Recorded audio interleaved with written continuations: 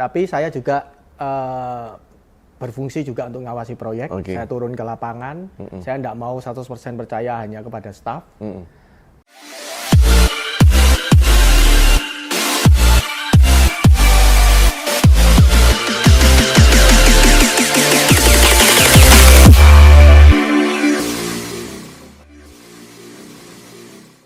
Hello The Winner, jumpa lagi dengan saya Budionoli Winmax Property. Kali ini saya berada di gedung pusat dari interior desain Serendipity Interior ini. Sahabat The Winner, kali ini saya membawa teman-teman untuk belajar dari seseorang yang menginspirasi interior designer. Perkenalkan, inilah Ko Fransinarta ya. Halo Ko, gimana kabarnya Ko? Baik. Baik Ko. Boleh tahu nggak Serendipity ini Koko bangun tahun berapa? Oke, awalnya sih sebelum Serendipity ada dulu aja ya. Oke, Ko. Awalnya saya itu 3 tahun kerja ikut orang. Nggak ada modal, tapi ketika saya ketemu istri saya, calon istri waktu itu, sekarang sudah jadi istri. Yang sekarang ini kan gue ya? Sekarang jadi istri. Dia menginspirasi saya untuk kerja sendiri. Nah, dari situ saya mulai tahun 2004, saya start bikin Serendipity, tapi waktu itu namanya belum Serendipity.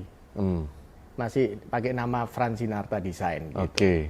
Arti Serendipity ini apa, Bu? Serendipity ini artinya sesuatu yang indah yang terjadi secara kebetulan. Jadi teman-teman sahabat The Winner, kenapa saya ngajak Ko Fransinarta masuk dalam YouTube channelnya Budionoli? Karena saya sendiri sangat suka dengan desain dan taste dari Serendipity Interior ini. Karena saya lagi bangun rumah dan Ko Frans ini adalah interiornya ya. Karena saya senang banget dengan contoh-contohnya, dengan hasil-hasilnya. Nah, tapi yang lebih luar biasa lagi, Ko Fransinarta ini membangun dari nol. Yang awalnya kerja ikut orang, lalu menjadi entrepreneur. Jadi teman-teman yang lihat video ini, jangan berkecil hati. Anda bisa memulai dari nol walaupun nggak punya modal. Ya, terutama bagi calon-calon interior design dan entrepreneur berikutnya. Nah, Ko, kesulitan dalam bangun bisnis interior ini apa sih, Ko? Yang pertama pasti trust customer ya. Iya. Awalnya kita, apalagi tadi sudah disebutkan bahwa saya kerja dari modal nol. Saya tidak punya modal, orang tua juga waktu itu susah, kena dampak krismon. Jadi krismon yang 98 ya? 98. Nah, itu berlanjut. Setelah saya lulus kuliah, kondisi ekonomi keluarga kita juga masih pas-pasan. Kebetulan papa saya juga kontraktor. Kontrak sana, kontrak sini maksudnya. Bukan tahun. Kerja kontraktor. Oke. Jadi yang paling susah adalah mendapatkan trust seorang klien untuk mempercayakan rumahnya atau kantornya atau apapun yang bisa dikerjakan oleh kita. Karena belum ada portfolio. Betul. Nah, betul, begitu. Lalu caranya Koko bisa dapetin trust satu demi satu itu gimana? Banting harga atau kenalan orang-orang deket dulu dikasih free ya kan? Atau gimana, Ko? Ya betul, itu sudah disebutkan oleh Budi bahwa awalnya saya kasih free design. Free design, terus saya bantu bill, saya awasi proyeknya, saya cuma main fee. Jadi saya nggak berani manage uangnya orang waktu itu. Saya nggak berani terima borongan.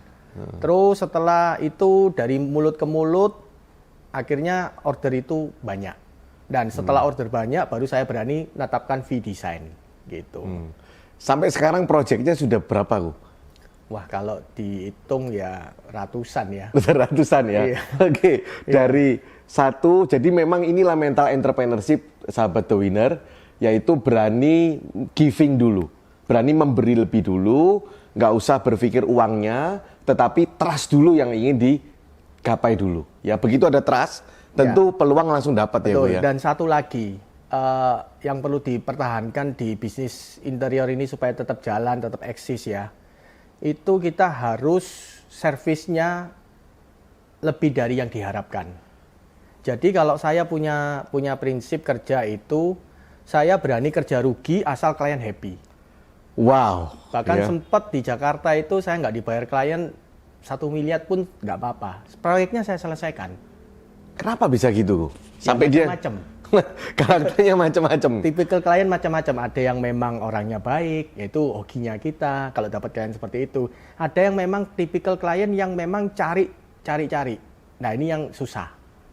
Oke, jadi itu dia nggak bayar, proyeknya sudah selesai dulu, dia nggak bayar, atau Koko sudah tahu memang? Kofran sudah tahu? Belum tahu waktu itu ya. Jadi Koko sudah selesaikan, lalu dia nggak bayar. Betul. Berarti customer ini kan not good ya sebenarnya? Ya, bad customer itu. Bad customer. Ya. Tapi move on ya, Ko ya? Move on.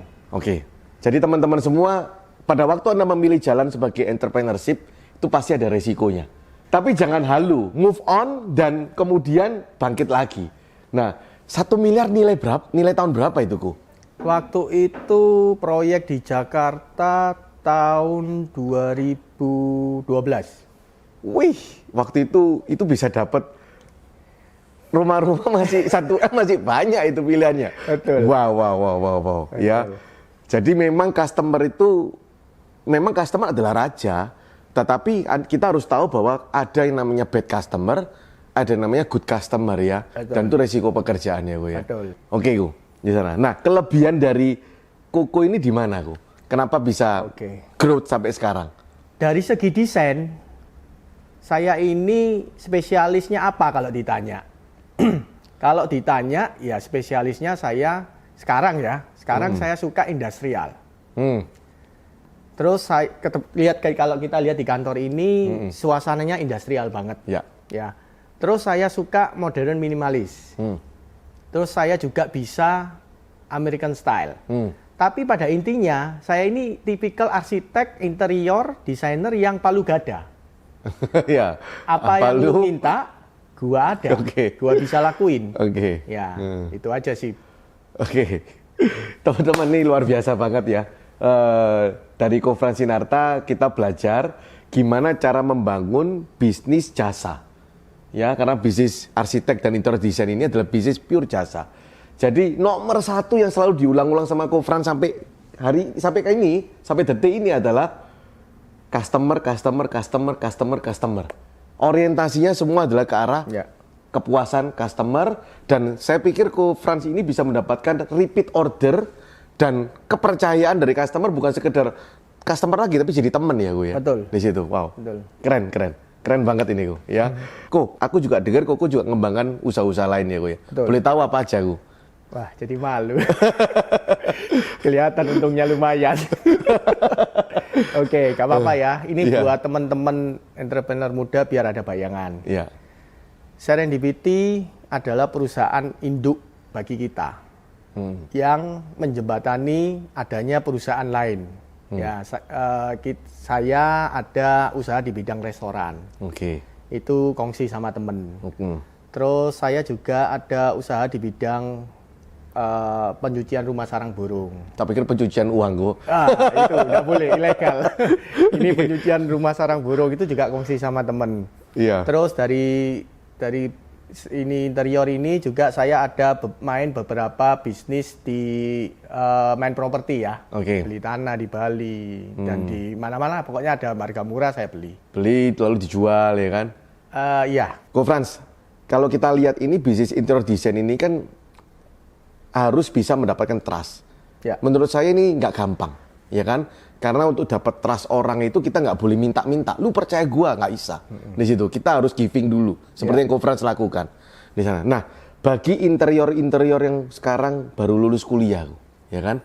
Apa yang lebih baik langkahnya? Ikut orang dulu atau langsung usaha sendiri, Ko? Ini sebenarnya jawaban yang agak susah karena ini seperti istilah mana yang lebih dulu antara telur sama ayam. Ya, kalau bagi saya gampang aja. Kalau memang Anda tidak punya modal, lebih baik Anda kerja ikut orang dulu, cari pengalaman sampai Anda benar-benar siap untuk terjun sebagai entrepreneur, bekerja sendiri. Nah, itu didapatkan, kalau saya yang dulu ya, saya dulu kan kerja ikut orang, ketika mau usaha sendiri saya sudah mulai cari-cari proyek.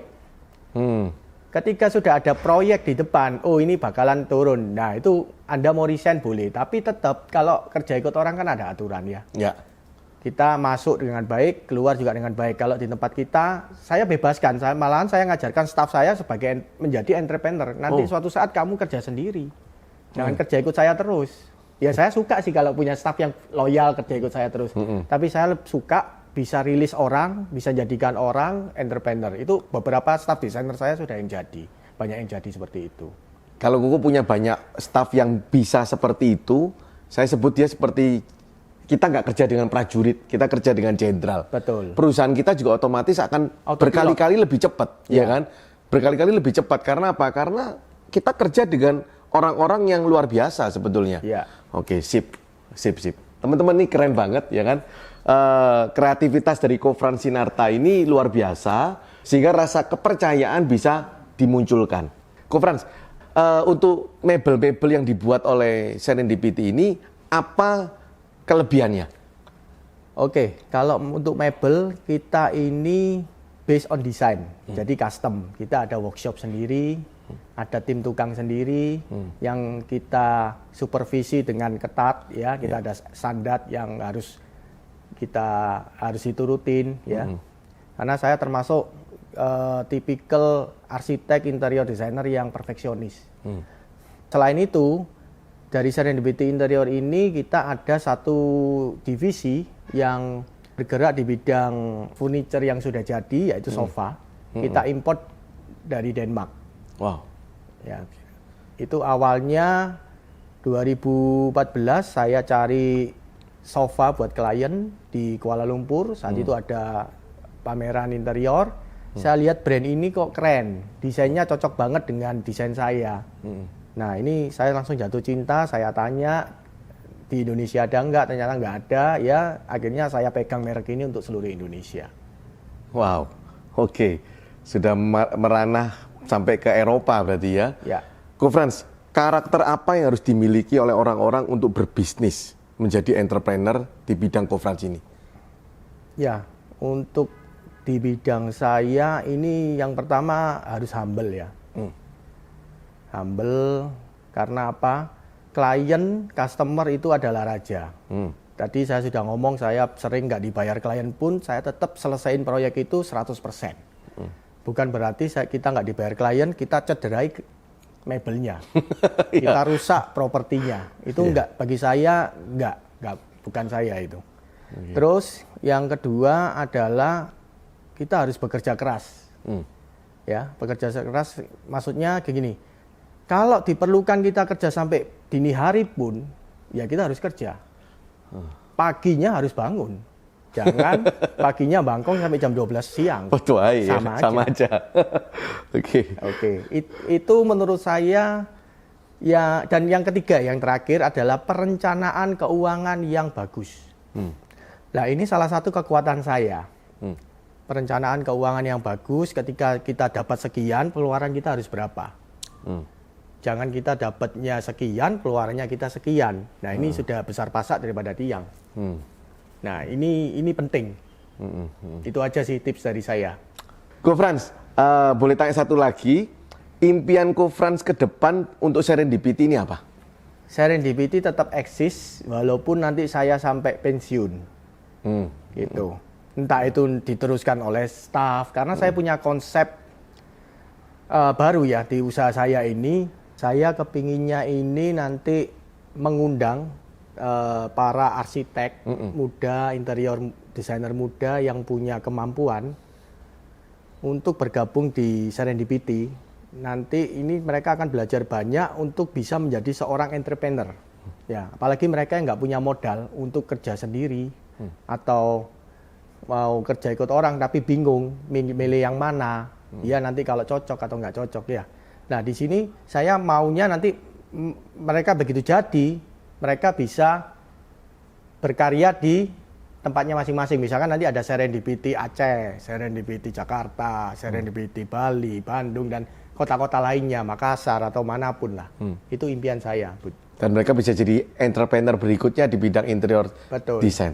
Wow, sahabat The Winner, ini impian yang sangat keren sekali. Bukan keren sih, berkualitas menurut saya, karena Kofran ini punya impian Serendipity menjadi wadah bagi orang-orang yang mungkin Kofrans pernah alami nggak punya modal, tapi ingin berkembang, nggak apa-apa masuk di Serendipity, bernetworking dengan Serendipity untuk bisa mendapatkan relasi, dan kemudian Anda kalau punya kualitas bisa menjadi the next arsitek interior desain yang sukses juga seperti Serendipity Interior ini. Wow, keren. Jadi impiannya bukan all about money, tetapi berarti bagi orang. Ya. Berarti bagi orang luar biasa nih Kofrans ya. Saya yakin Serendipity Interior akan bisa jauh lebih berkembang.